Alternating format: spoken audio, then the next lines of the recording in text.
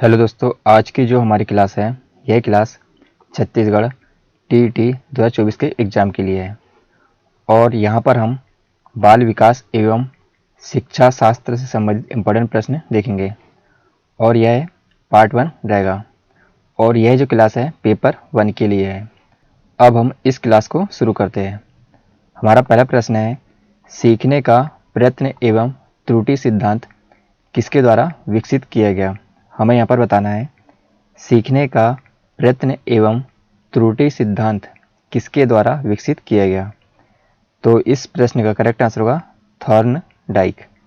तो सीखने का प्रयत्न एवं त्रुटि सिद्धांत थॉर्नडाइक के द्वारा विकसित किया गया। तो हमारा ऑप्शन नंबर जो ए है इस प्रश्न का करेक्ट आंसर है। अब हम अगला प्रश्न देखेंगे, प्रश्न 2। प्रश्न 2 क्या है, खेल क्रियाएं बालकों के किस आयु वर्ग पर अपनी चरम सीमा पर होती है। हमें यहाँ पर बताना है खेल क्रियाएं बालकों के किस आयु वर्ग पर अपनी चरम सीमा पर होती है। तो इस प्रश्न का करेक्ट आंसर होगा जूनियर हाई स्कूल स्तर पर। तो ऑप्शन नंबर जो ए है इस प्रश्न का करेक्ट आंसर है।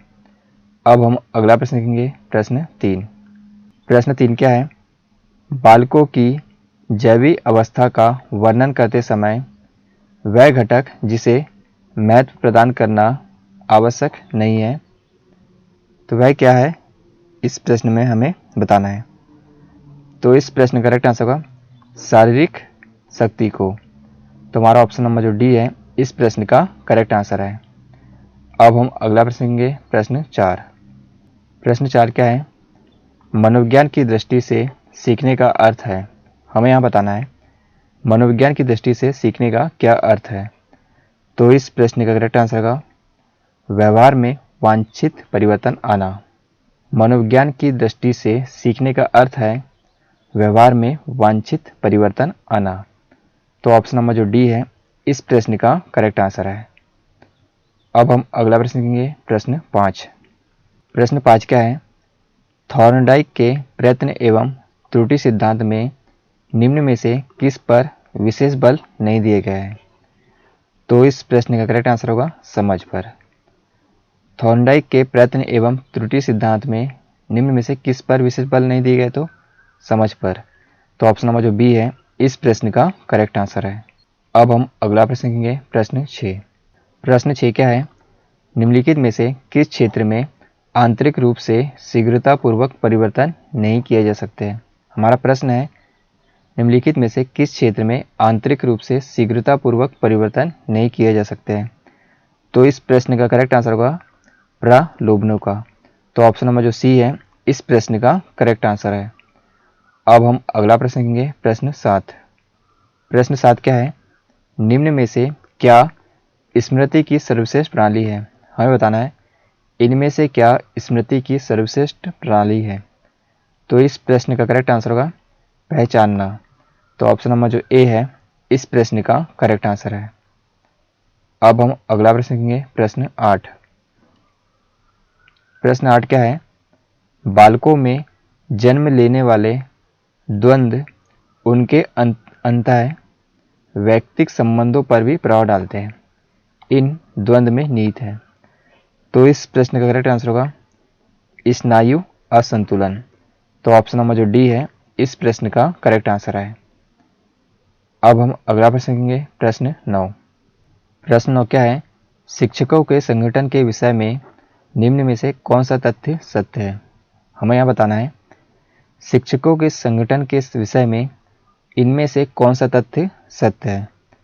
तो इस प्रश्न का करेक्ट आंसर होगा इन संगठनों में सहयोगात्मक रवैया समाप्त हो गया है। तो हमारा ऑप्शन नंबर जो बी है इस प्रश्न का करेक्ट आंसर है।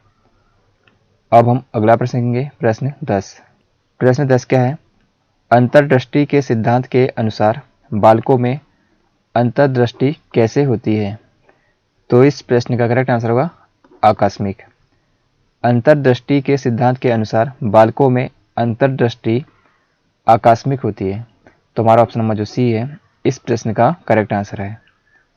अब हम अगला प्रश्न देखेंगे, प्रश्न 11। प्रश्न 11 क्या है, पुनर्बलन के सिद्धांत का प्रतिपादन किसने किया था। हमें यहाँ बताना है पुनर्बलन के सिद्धांत का प्रतिपादन किसने किया था? तो इस प्रश्न का करेक्ट आंसर होगा स्किनर ने। तो हमारा ऑप्शन नंबर जो सी है इस प्रश्न का करेक्ट आंसर है। अब हम अगला प्रश्न लेंगे, प्रश्न 12। प्रश्न 12 क्या है? सृजनशील बालकों की बुद्धि का स्वरूप कैसा होता है? तो इस प्रश्न का करेक्ट आंसर होगा ना निम्न और ना ही प्रखर स्तर का। सृजनशील बालकों की बुद्धि का स्वरूप ना निम्न और ना ही प्रखर स्तर का होता है। तुम्हारा ऑप्शन नंबर जो सी है इस प्रश्न का करेक्ट आंसर है। अब हम अगला प्रश्न लिखेंगे, प्रश्न 13। प्रश्न 13 क्या है? आपकी कक्षा का एक बालक संजय किसी प्रश्न को हल कर लेता है, उसका सर्वोच्च पुरस्कार क्या है? तो इस प्रश्न का करेक्ट आंसर होगा उसे उस प्रश्न को हल करने की विधि का ज्ञान हो गया। तो हमारा ऑप्शन नंबर जो सी है इस प्रश्न का करेक्ट आंसर है। अब हम अगला प्रश्न लिखेंगे, प्रश्न 14। प्रश्न 14 क्या है? सीखने के उद्दीपक अनुक्रिया सिद्धांत के प्रतिपादक कौन है? हमें यहाँ बताना है सीखने के उद्दीपक अनुक्रिया सिद्धांत के प्रतिपादक कौन है? तो इस प्रश्न का करेक्ट आंसर होगा थॉर्नडाइक। तुम्हारा ऑप्शन नंबर जो सी है इस प्रश्न का करेक्ट आंसर है। अब हम अगला प्रश्न लिखेंगे, प्रश्न 15। प्रश्न 15 क्या है? एक बालक में वह प्रेरक जो उसमें वातावरण के संपर्क में आने से विकसित होता है वह है। तो वह क्या है यह हमें बताना है। तो इस प्रश्न का करेक्ट आंसर होगा अर्जित प्रेरक। एक बालक में वह प्रेरक जो उसमें वातावरण के संपर्क में आने से विकसित होता है वह अर्जित प्रेरक है। तो ऑप्शन नंबर जो ए है इस प्रश्न का करेक्ट आंसर है। अब हम अगला प्रश्न लेंगे, प्रश्न 16। प्रश्न 16 क्या है? बालकों में समय समय पर सांस्कृतिक कार्यक्रमों का आयोजन करने का लाभ क्या है? तो इस प्रश्न का करेक्ट आंसर होगा इसके माध्यम से बालकों का सर्वांगीण विकास किया जा सकता है। तो ऑप्शन नंबर जो ए है इस प्रश्न का करेक्ट आंसर है। अब हम अगला प्रश्न लेंगे, प्रश्न 17। प्रश्न 17 क्या है? रुचियों के संबंध में निम्न में से क्या सत्य है? हमें यहाँ बताना है रुचियों के संबंध में निम्न में से क्या सत्य है? तो इस प्रश्न का करेक्ट आंसर होगा रुचियों की उत्पत्ति वातावरण में उपस्थित अवसरों पर निर्भर करती है। तो हमारा ऑप्शन नंबर जो डी है इस प्रश्न का करेक्ट आंसर है। अब हम अगला प्रश्न लिखेंगे, प्रश्न 18। प्रश्न 18 क्या है? एक बालक में विचार संप्रेषण को रोचक बनाने के लिए महत्वपूर्ण साधन क्या है? हमें यहाँ बताना है एक बालक में विचार संप्रेषण को रोचक बनाने के लिए महत्वपूर्ण साधन क्या है? तो इस प्रश्न का करेक्ट आंसर होगा श्रव्य दृश्य साधन। तो ऑप्शन नंबर जो सी है इस प्रश्न का करेक्ट आंसर है। अब हम अगला प्रश्न लेंगे, प्रश्न 19। प्रश्न 19 क्या है? किसी बालक में सोचने का महत्वपूर्ण साधन क्या है? हमें यहाँ बताना है किसी बालक में सोचने का महत्वपूर्ण साधन क्या है? तो इस प्रश्न का करेक्ट आंसर होगा संकल्पना। तो ऑप्शन नंबर जो बी है इस प्रश्न का करेक्ट आंसर है। अब हम अगला प्रश्न लेंगे, प्रश्न 20। प्रश्न 20 क्या है? बालक में उत्पन्न वह दशा है जो किसी निश्चित उद्देश्य की पूर्ति के लिए उसमें निश्चित व्यवहार को स्पष्ट करती है। तो इस प्रश्न का करेक्ट आंसर होगा अभिप्रेरक। तो ऑप्शन नंबर जो सी है इस प्रश्न का करेक्ट आंसर है। तो यह था हमारा बाल विकास एवं शिक्षा शास्त्र का पार्ट 1।